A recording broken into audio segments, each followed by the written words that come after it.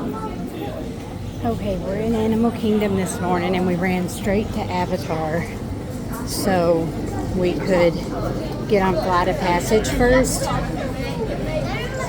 So I wanted to just show you some of the stuff in the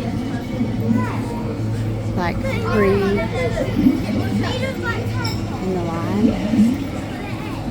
It's really, really cool.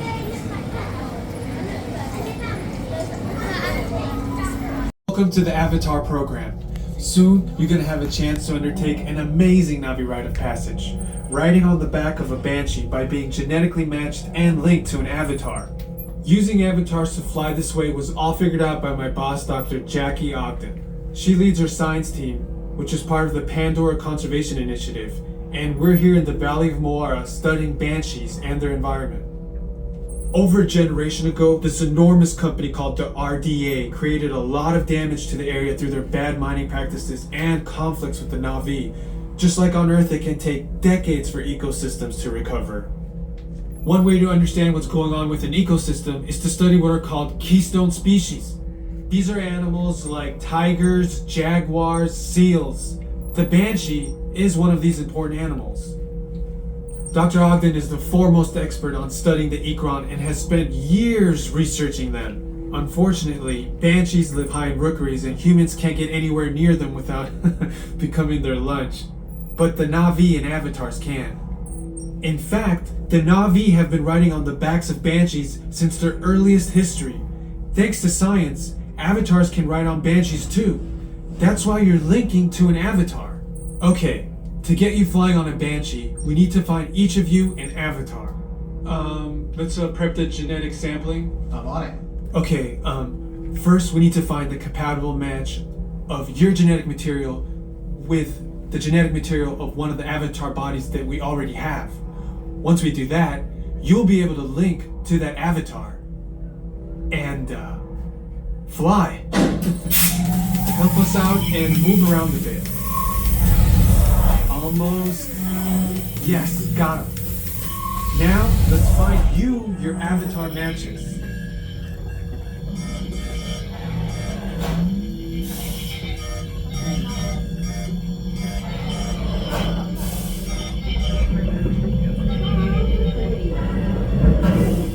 I'm number 1, Brett's number 2. All right, you've all been matched with avatars. Looks like they're ready for you in the next room. Or as we call it, a banshee.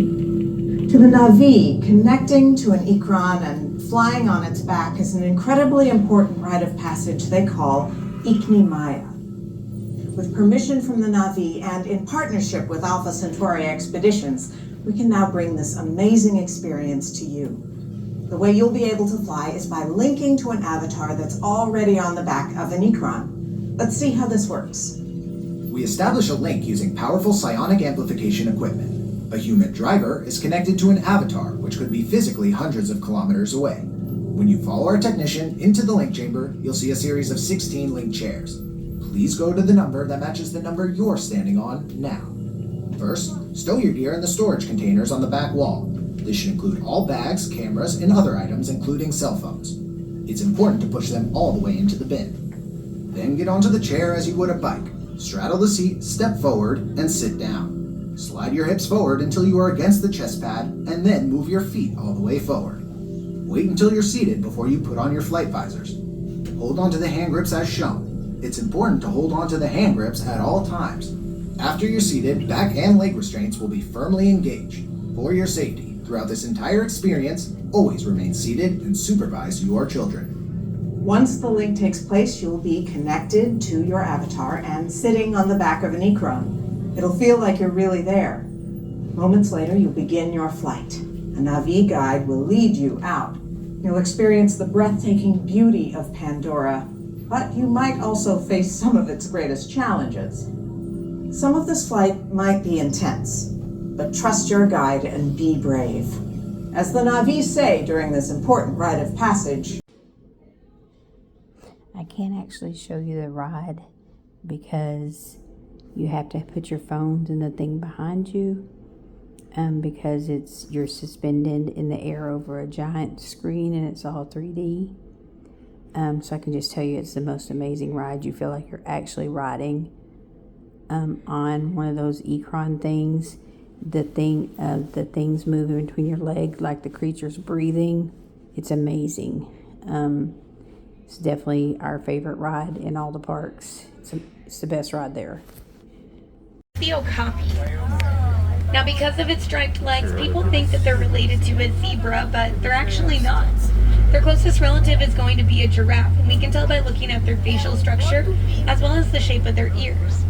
They also have a long prehensile tongue, just like the giraffe does, and their tongue is long enough that if they really truly wanted to, they could lick their eyes or their ears.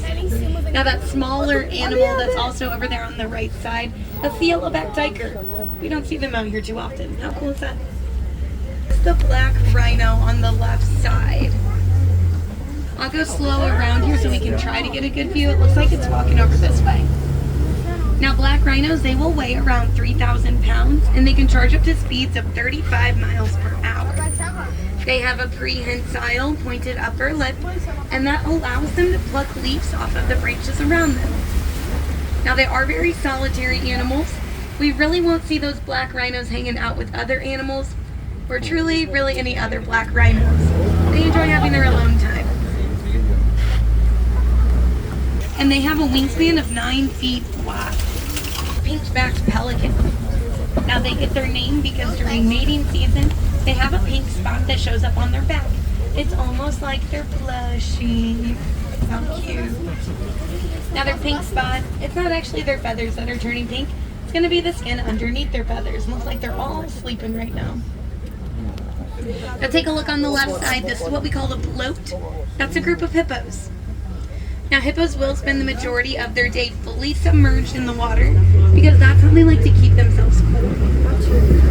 Now typically we won't see them swimming in the water to get around. Their preferred method of travel is actually... I'm gonna see if we can find. You guys see the animal that was running over there? I just saw like something dart to the other side, but now I can see anything. We are going to see these Maasai giraffe. I'll point them out, but I want to talk about them when we get a little bit closer.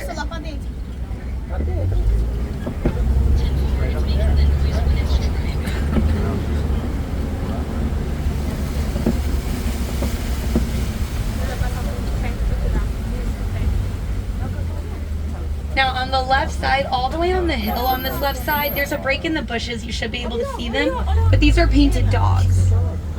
There they are. Painted dogs will live in packs of 5 to 15 of them, typically with one alpha male and one alpha female, who are going to be the primary breeders for the group. Now these dogs, they will be one of the most successful predators in Africa, and it's because they work together as a team to chase down their prey until it falls over from exhaustion. So yeah, they're really cute, but not very cuddly. Don't want to find yourself cuddling with them. Now there are brown animals over here on the left with skinny horns. These are sable antelope. They live 17 to 18 years out in the wild and they're super territorial. In the instance of choosing between fight or flight, they're definitely going to choose to fight. Now the tan animals hanging out with that Maasai giraffe, those are eland. Now both male and female elands have horns, but the females are a lot skinnier and a lot more spiral. They have a unique mating ritual, probably my favorite one. The male will go up to different shrubs and flowering plants, use its horns to get in there and coat them. It gives him a flower crown. That is very 2012 of him, but it's really cute when they do it. That's how they attract their mates. You might have noticed their bodies are very large, but they're mainly made up of muscle. And because of this, they can leap up to 8 feet in the air just from a standing position, which is about where you're seated in comparison to the ground. Now we are a little bit closer to these Maasai giraffes, so I'll go ahead and start talking about them.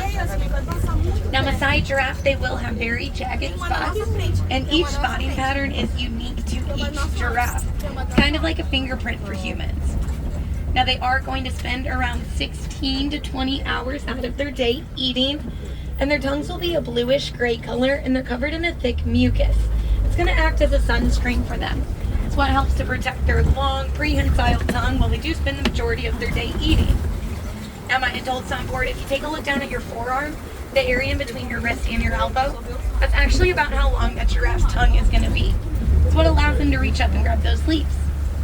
Now they will only sleep for about 30 minutes out of their day, and it's not really consecutive. A little bit over 13,000 pounds. It's pretty big.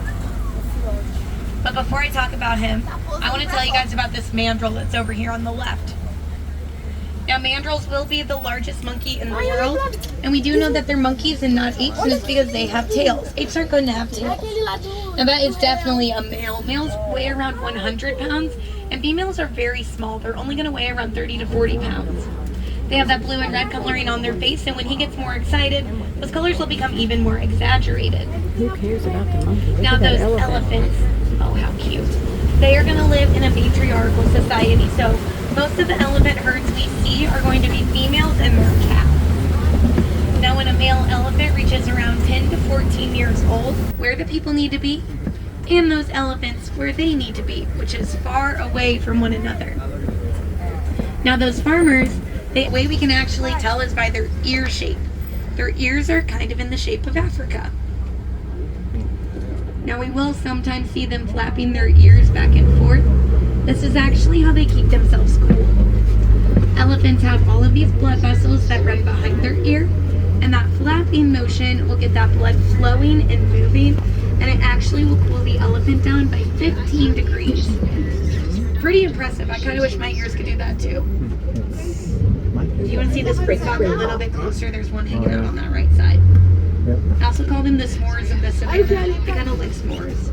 They're very cute. I like to call them the cheetah girls. Now they are going to be fast. Cheetah can run up to 65 miles per hour, and they'll reach that speed in just 3 seconds. Look at that, guys. There's a lion hanging out over here. She came to say hi to you. Now lions, typically they're going to be very inactive animals. We will usually just see them lying around.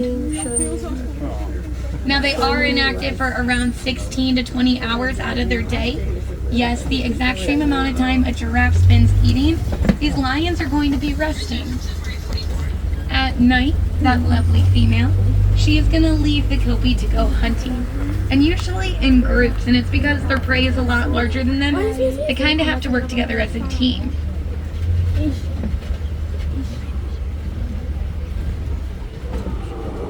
What?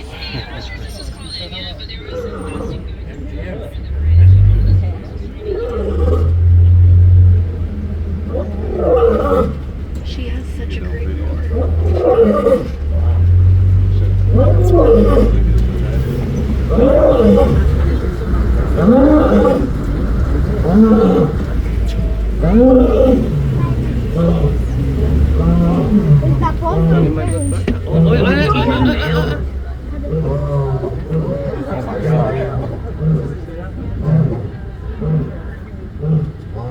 How cool is that, guys?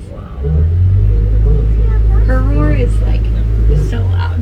Now you can actually hear a lion's roar up to 5 miles away, and that's how the mammals, we typically won't see them digging their own burrows from scratch. They're gonna find old aardvark burrows and natural burrows in the ground, and then use their super sharp tusk as well as their snout and their feet to dig those. Now white rhinos, they will differ from black rhinos in quite a few different ways.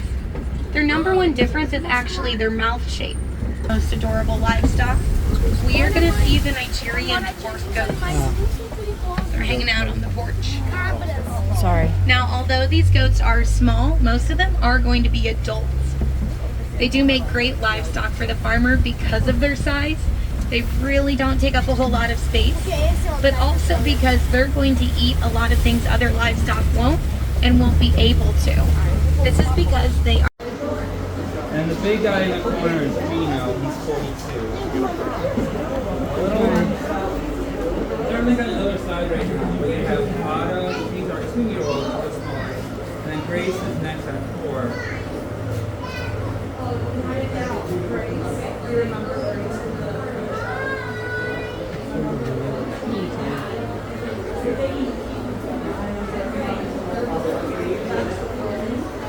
I'll get to him in a minute.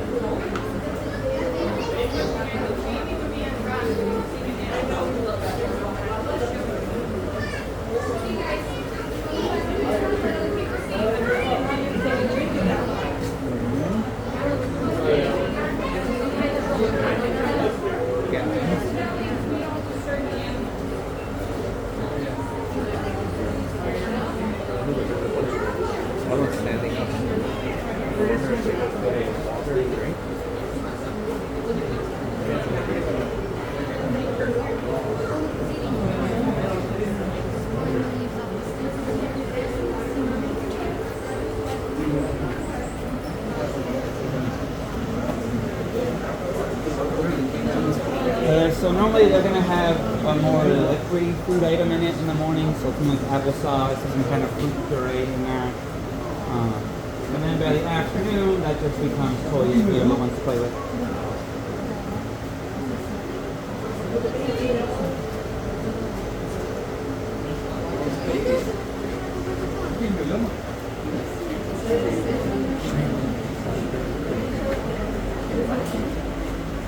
He's having the breakfast of champions right now. Banana leaves.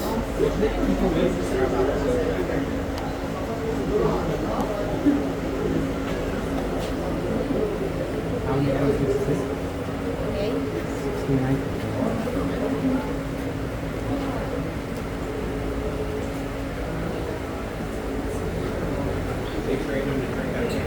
Olha, Paulo, gorila.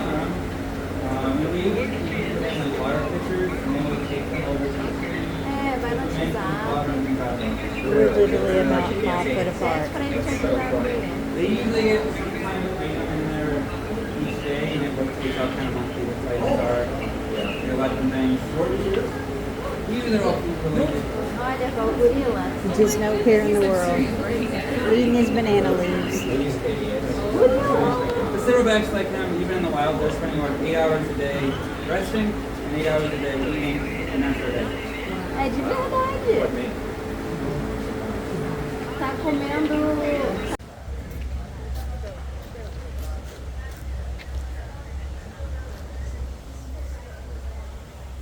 Go Bills. Go Bills. This is the yellowback duiker. Otherwise known as, it's known for that because when it jumps in the bushes, the hair comes up on its back and it's yellow underneath. I learned that on the safari. I don't remember. Yeah. It's Kevin from Up.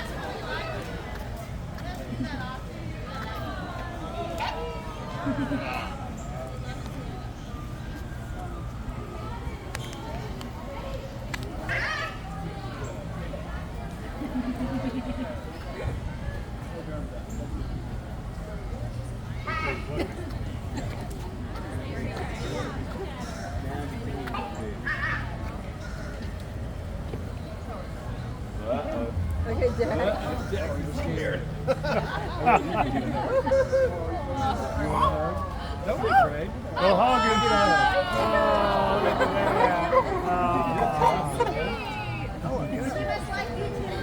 Thank you, Kevin.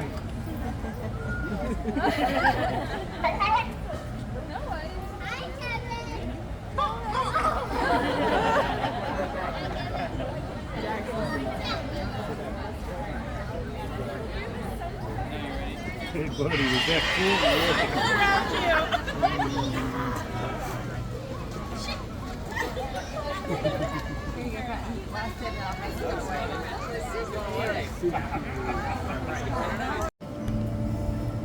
So for dinner or lunch, we got Flame Tree Barbecue at Animal Kingdom. Brett got the chicken and ribs combo with fries and a cutie that I'm gonna eat. I got a pulled pork sandwich with onion rings, and I'm gonna give him my fries. I don't know if he's gonna eat them though, because I'm eating the onion rings. They are good. And Brett's gonna have some. He got a Powerade and I got a water. And we're gonna watch the boats go by with characters. I'll make sure I take pictures of them. And out there is Mount Everest roller coaster.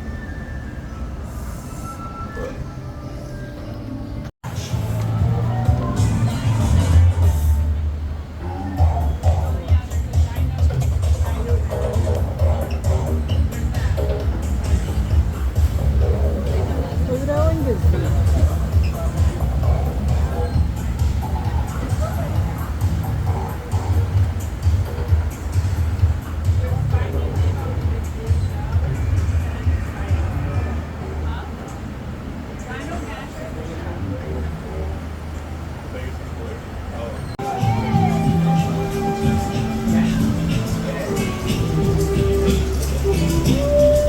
Pocahontas and Nico, I think his name is, the director.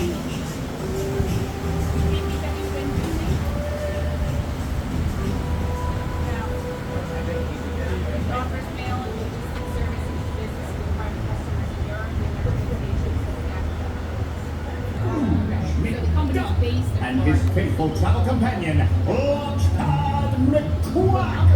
The two thrill seekers have sailed all the way from Duckburg to experience the raging current and erupting geysers of the legendary Kali River Rapids.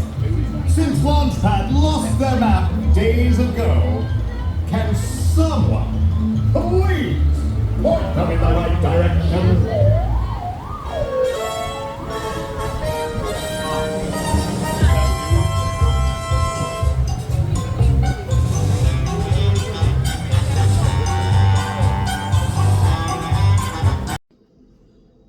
And now, if you've made it to this whole video, you may notice that it looks like I'm sitting in a hospital room, because I am, because I possibly have broken a couple of ribs when I rode Tron yesterday and closed the thing on my back too hard and squeezed myself against the bike and cracked 2 ribs because my bones are brittle from all the weight I've lost.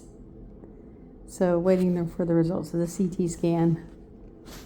And also the bruise across my nose because I walked into a wall while trying to video. Because I'm accident prone. See the nice bruise? But did not break my nose. But possibly broke 2 ribs. Or 3. Or 1. Or none. We're waiting to see. But if this pain is no broken ribs, my God. Multiple broken ribs would be horrible. But trying to get out of here so we can make it to dinner reservations tonight at the Boathouse and get filet mignon sliders. Stay tuned to find out. No broken ribs, just pulled some intercostal muscles. If this is the pain from no broken ribs, my God, people must die when they break their ribs, because this was intense. But no broken ribs. No, this was bad. Brett's a wussy. Brett's a wussy. So tonight we're eating at the Boathouse, and they start you off with the most delicious bread. You should explain it's our favorite restaurant. This is our favorite restaurant. It's never let us down. We've never had a bad meal here. They're spot on every time we come. This bread is amazing bread. Probably the best bread I've ever ate anywhere. Better than Texas Roadhouse, better than anywhere. And I'm having a lemonade. Brett's having a man juice, or what is it called? Not man juice. Mangrove beer. Mangrove, not man juice. And That was the kids' present. I didn't say it that loud. And then we're on the video.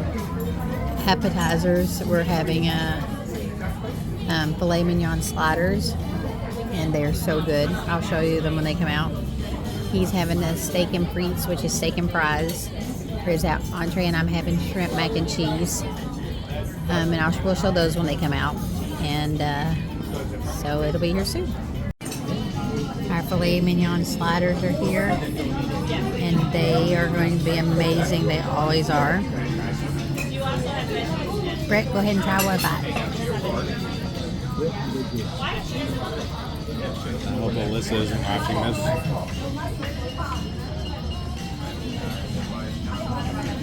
How is it? Don't worry, Alyssa. No good.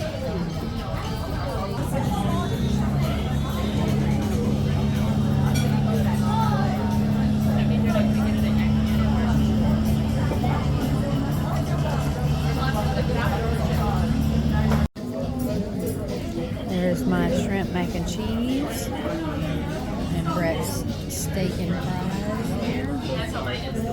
How is it, honey? Good. And mine is delicious. I stole some of Brett's garlic. My lemonade. Brett's mangrove. Still.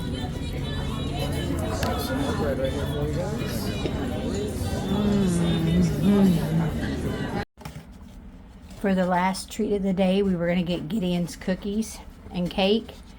But the wait list just to get in line was 3.5 hours long. So we didn't get that. I got me some Sprinkles cupcakes. I'm probably only going to eat half of one or maybe just a bite of one.